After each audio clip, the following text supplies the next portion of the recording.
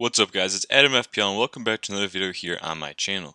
In this video we're going to go over my points in double game week 19, how it went up, and how my team is looking up for game week 20, what my transfer plans are, and my thoughts on the captaincy, and how I'm going to go about with my chips in the future game weeks. So this video is coming out a little bit late before the next deadline, coming out on a Monday with the deadline being Tuesday, but it is what it is. I've been pretty busy, but we all have to brace ourselves because the next 4 game weeks are going to come in a span of 2 weeks, so it's going to be a lot of FPL and a lot of Premier League action. So with that being said, if you guys enjoy the content and you guys like the videos, hit subscribe if you're new, smash the like button, and with that being said, let's get into my points.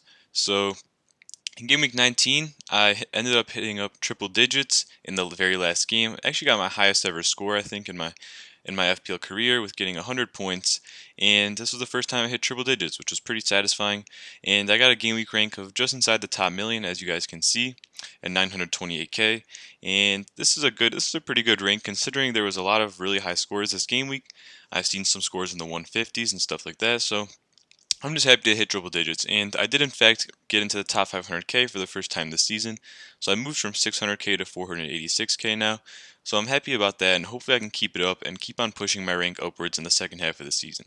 So let's go through some of the guys in the team. So my main points this week actually came from my defense. So we have Martinez, Justin, Cancelo, Robertson, and Kufal. These guys got me some of my biggest point totals other than Antonio. So we first have Martinez, who played City and Burnley. He actually played really well against City, and it was going to be a 0-0 game until the last few minutes in the 80th minute when Manchester City scored 2 quick goals. So Martinez did get a save point there, but I didn't really expect much from that game anyways. And then Newcastle, he got a nice easy clean sheet with 6 points. So I'm happy with Martinez. I'm going to be keeping him for a long time. And we have Justin, who Justin got 2 unexpected clean sheets rather against Chelsea and Southampton. So I'm loving Justin. I'm loving how he's playing. He's got some nice fixtures coming up, and Justin is a good option to have. I bought him in at 4.8, and he's gone up now to 5 million, so I'm happy to have him. And I think he'll keep his place even when everyone's fit in that back line for Leicester. We have Cancelo, who just keeps looking like he's going to get a goal or an assist or both every game, but he didn't start the Palace game, which was unfortunate for me. So I only got him for really 1 game, but he looked great in the Villa game. He was getting shots on the goal. He was putting in crosses and stuff like that. He's just a haul waiting to happen. Pretty happy to own him, and he's pretty nailed on. We have Robertson, who was kind of disappointing. He got the unexpected clean sheet at United, and then actually, ironically, he did not keep the clean sheet against Burnley, and they lost that game. So Liverpool have been kind of weird lately. I'll talk about that a little later in the video. We then have Kufal, who is what a good asset he is. They have some okay fixtures coming up. They're kind of a mixed bag for West Ham, but he did great. He got an assist in the West Brom game, and he got a clean sheet in the Burnley game, and he's pretty low owned, as you can see, at 7.4% right now, so good points there. The midfield didn't really do me much. We have Salah, who is my captain, who didn't even start the Burnley game. Liverpool have looked off recently, and he only got 4 points, doubled to 8 for the game week, so nothing special from Salah. And the fixtures are kind of not the best, so Salah's kind of an interesting player in the game right now. We then have Grealish, who got a nice assist, and Fernandes, who got a nice assist, and then Son, who I think, what did Son get? Son actually did end up getting an assist against Sheffield, and he was a single game week. So the midfield only had assists, and nothing too much from the midfield, which is usually the bread and butter of my team. We then have Bamford with 2 points, and Antonio. What a guy Antonio is. Let me just talk about him real quick. So he got a goal and 3 bonus points in both the games. He started both, and he played 90 in the Burnley game and 83 minutes in the West Brom game. And the hamstrings, hopefully he can stay healthy. They look good in the 2 games, and hopefully that's a sign of things to come. So happy with Antonio. Happy I didn't bench boost, and in fact triple captain, as Salah, De Bruyne, or any of these guys didn't really do well. And pretty happy that I didn't bench boost, as it wasn't really on for me this week, and I'd have to take multiple hits. So I'm pretty happy with the week overall, and I'm getting ready to push on in the second half of the season. So if we go over to my game week team for game week 20, it's shaping up like this. I haven't made my transfer yet, and I'll talk about my transfer options in a minute. So we first have Martinez in goal against Burnley, hoping for some points there as Burnley struggle to score. And we then have Dallas, Cancelo, Robertson, and Kufal in the defense. So my main worry here is Robertson against Tottenham. Liverpool have been kind of suspect defensively lately. Not that their defense is super bad. There is kind of a shaky defense, and that one mistake always makes them lose a goal. And that basically is a bad sign for Robertson, who is 7 million, and I'm expecting a lot more than I'm getting from him. So he's looking like a possible transfer out in the future. We then have Kufal and Cancelo, who play West Brom and Crystal Palace respectively. And I think these are good fixtures for both the teams, especially for Kufal if Zaha's out. I think that Palace have posted some horrible numbers lately in the underlying statistics. I think that Kufal can either get an attacking return there or possibly a clean sheet. And then Cancelo against West Brom. That City game looks amazing for against West Brom for the City players. Even though Kevin De Bruyne is out, we still don't know how they're going to play. But I like Cancelo and maybe another Man City defender in this game. We then have Dallas against Newcastle. Newcastle were so open in that Villa game, and I think that leads with some rest. I think they can kind of get back to themselves. They have Calvin Phillips coming back. Their center backs slowly are going to start coming back, but Phillips is a big plus for them, and I think that Dallas could do something here in this against this poor Newcastle team. In the midfield, it's been the same four for a long time now: Salah, Grealish, Fernandes, and Son. I think that Salah has a tough fixture against Spurs, and Son is the reverse of that fixture. So I think that these two are players you kind of want to avoid captaining, but because it's kind of hard to judge what's going to happen in that fixture. And I honestly think that Spurs have been looking a little better than Liverpool lately, and Spurs have kind of been grinding those 1-0, 2-0 games out. And so I think that this is kind of a game hard to predict. So I'd kind of avoid doing much with those players in that fixture. We then have Grealish against Burnley.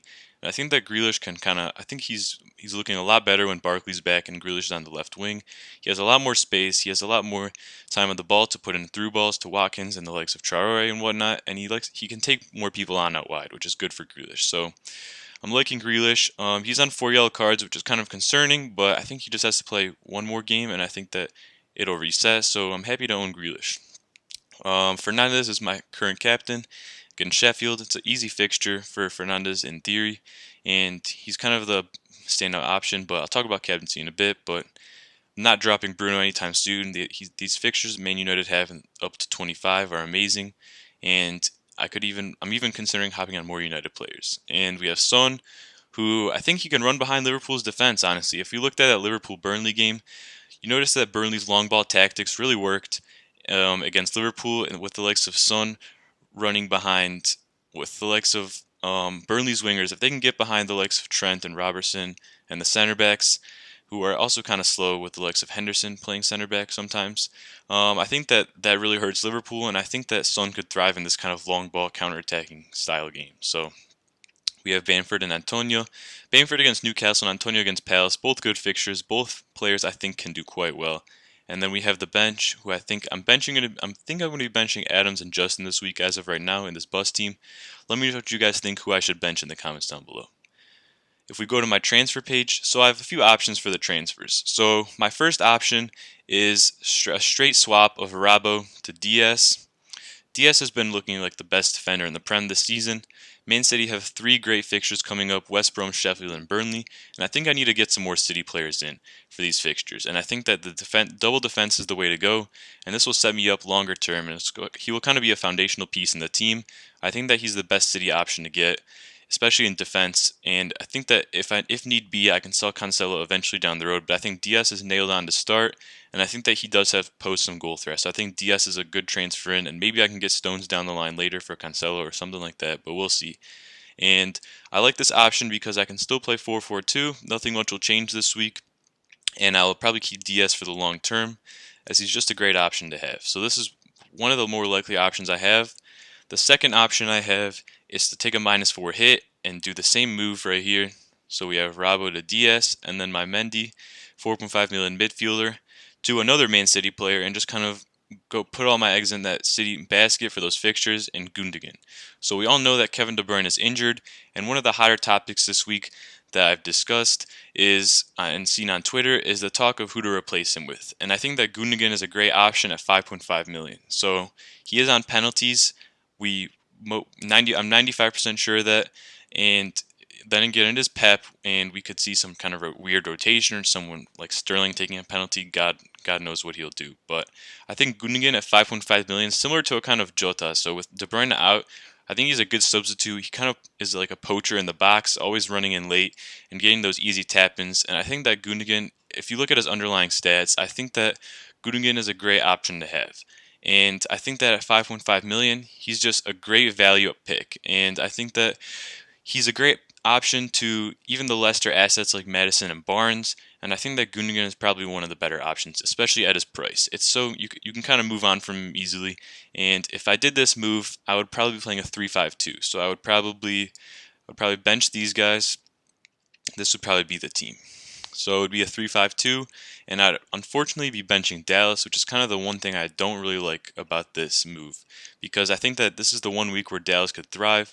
If we look at Leeds' fixtures, their next one after Newcastle, these are all pretty tough fixtures. If we look here up to Chelsea, and I think that if I need to play Dallas, I think I just don't take the -4. I would like to see how Man City play this week without De Bruyne and kind of see the altering roles that Foden, Gundogan, and Bernardo Silva have and see how it's different. So I think that I'm most likely going to stick with just the Diaz transfer, but I think that this is probably one of the more likely options, and I could get Gundogan in next week if I like how he's looking in the West Brom game. The other option, which is probably the least likely that I'm going to do, is Son and Adams to Harry Kane and Gundogan. So this would give me Kane, but I think this is kind of sideways, as I like Son for the Liverpool game and for the Brighton game, but Kane has the captaincy factor, which is pretty important, and this is the one thing that's kind of swaying me towards Kane. But I don't know, I probably won't do this week, and I don't know if I'll do this, but I think that I want Kane and Son in at some point, because they're going to have double game weeks most likely in game week 26.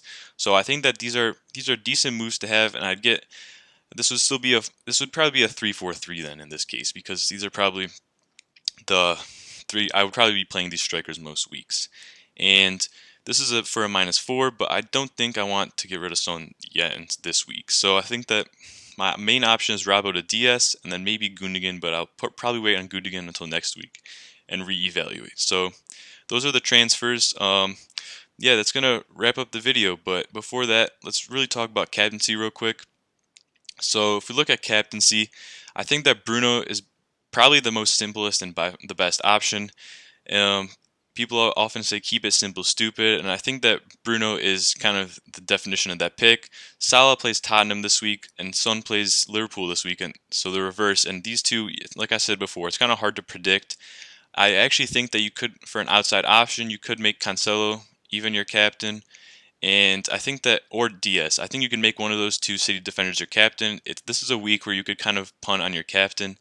And I think that you could probably, most likely, maybe get hopefully an easy 12-pointer from that game, maybe more from those two. Or you just go with Bruno and keep it simple. I don't like Salah in this game. Maybe you go Son. I could see him running behind Trent a little bit there. But that's just such a tough game to call. So I think that Bruno's the best option. If you'd like to go Bamford as well against the open Newcastle team, if you bank on him getting back on track, he's a decent option. Same with Antonio, keeping his form and scoring in the third game in a row against Palace. Or you just go with Cancelo or Diaz. But I think that Fernandes is the standout pick. So that's going to wrap up the video. If you guys made it this far, subscribe if you're new, if you enjoy the content, and smash that like button. It's greatly appreciated. And let me know what you guys think in the comments below of my current team, of my transfer plans, and let me know what you guys think of your transfers. What are you guys planning on doing? Who are you planning to replace for Kevin De Bruyne and Jamie Vardy? And let me know your guys' thoughts on the upcoming game weeks in the second half of the season. So with that being said, it's NMFPL, and I'll see you guys in the next video on the other side of the game week. Bye.